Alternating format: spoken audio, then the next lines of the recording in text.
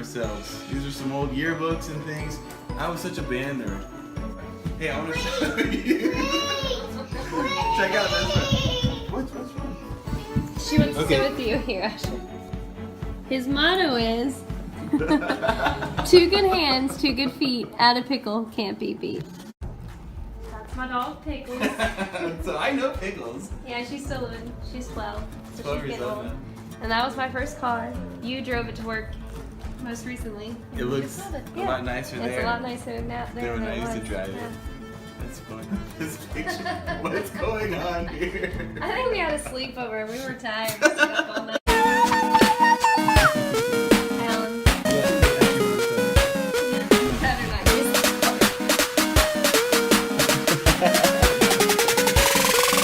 Mommy.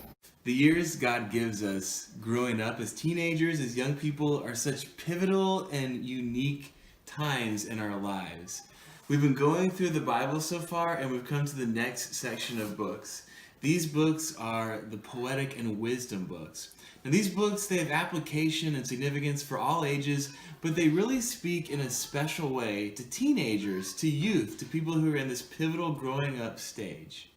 So the last couple of days, as we've gone through the Torah and the historical books, we've seen the books so far have kind of had this ongoing narrative. Now that we get to the poetic and wisdom books, these books don't add to the narrative historically so much, but they add a level of significance to that narrative, and they add a lot of really practical, godly wisdom.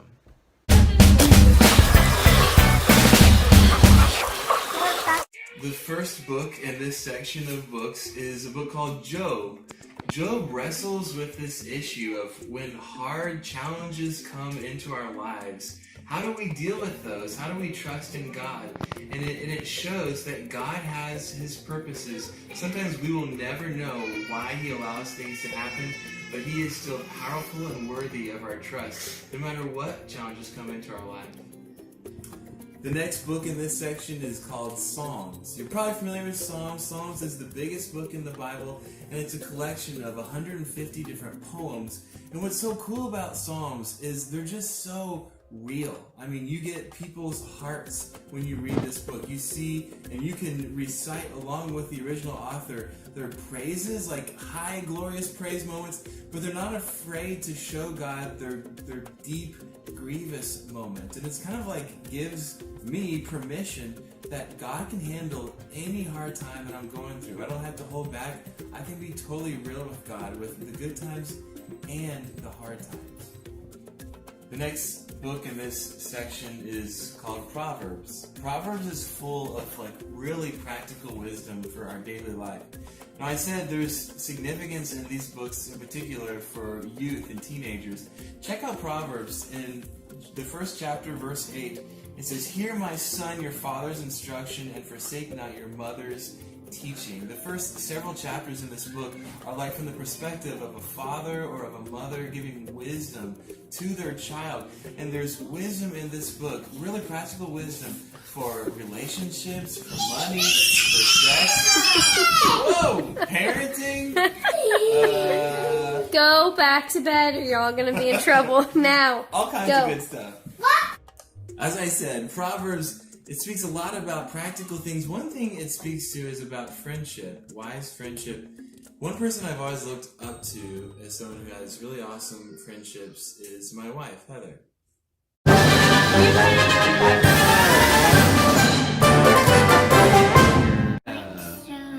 So you've had some same friends like your whole life kind of thing. Yeah, I have. I have some friends from high school still, but I think I don't see mine as much. You can kind of have lifelong Yeah, we talk friends. almost every day on texting or Marco I Polo. just like to play on Pluto. That's really cool. Another book in this section is called Song of Solomon. This book celebrates God's gift of marriage and love and sex, and it will make you blush. It doesn't hold back from the imagery of these wonderful gifts. So there's this line in here. "I adjure you, O daughters of Jerusalem, that you not stir up or awaken love until it pleases." What does that mean?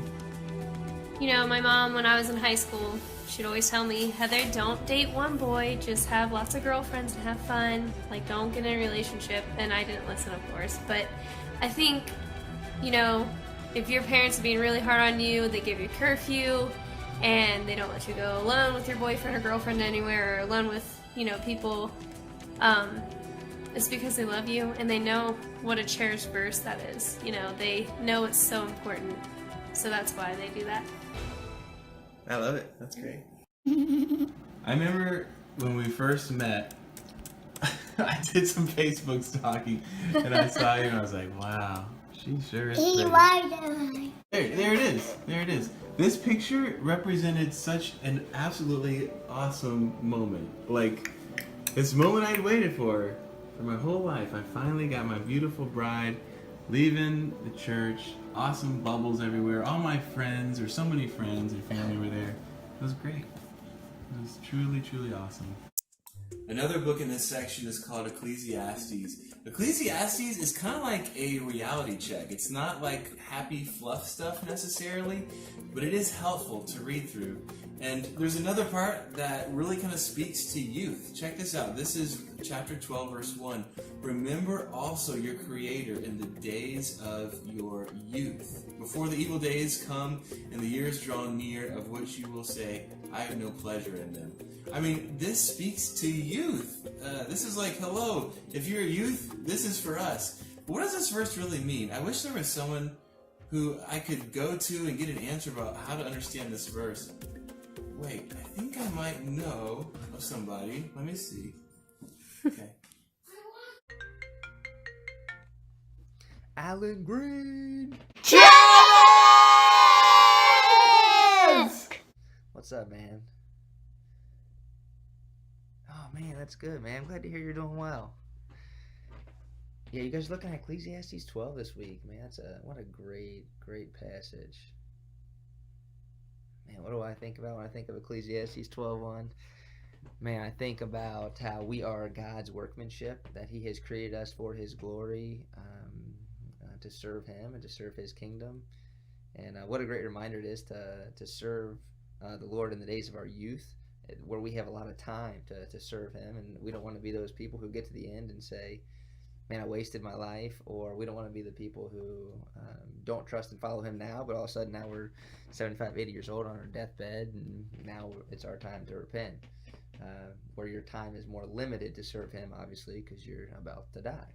So, man, just a good reminder just to be faithful, starting now, right? Faithfulness starts now, and it carries on throughout time. So, yeah, man, that's what a helpful reminder to remember to serve the Lord all the days that He's given us. So, yeah, man, that's good. Hey, man, tell the students I love them. I miss them. Hopefully, Lord willing, when we come back soon to visit, we'll have to get together. All right, man. I'll catch you later. Bye. Hey, so here's the challenge for today. You only get to be a youth, a teenager, a young person one time. So we're here in the summer, and I want to encourage you not to waste this summer of your life. Every moment we have is a blessing. So this summer, here's the challenge. Choose to be influenced. There's a couple ways that you can do this. Choose to be influenced by godly Christian influences. Here's one way. Choose a mentor. Choose an older spiritual person, maybe someone at our church, who you believe could be an awesome Christian influence on you. Approach that person and see if they would like to hang out with you, maybe get a meal with you. Maybe they'll even pay for you, and they could pray with you, hang out. That's one way. Here's another way. Ask an older Christian a book that has influenced their life, and then read it this summer.